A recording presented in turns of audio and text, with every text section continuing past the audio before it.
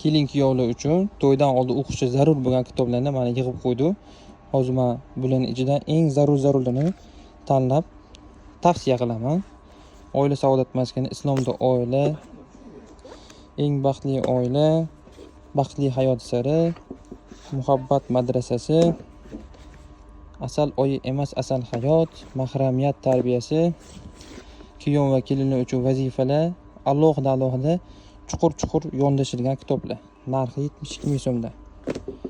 Baxtiyor oila, buni hamma biladi. Er-xotinlik asoslari va zamonaviy musulmon oila kitobi. Hozirda eng ko'p tavsiya qilinadigan kitoblarimizdan bittasi zamonaviy musulmon oila. Buni hozirgi zamonimizga, hozirgi davrimizga eng zo'r tushadigan kitoblardan bittasi. Buni kuyov ham, kelin ham o'qishi kerak. Undan keyin Baxtiyor oila, buni hamma bilsa kerak, lekin buni ko'pchilik oxirgacha o'qimaydi. Buni oxirgacha o'qishni tavsiya qilaman. O'ziga kerakli joydan emas, hammasini o'qiyni demoqchiman.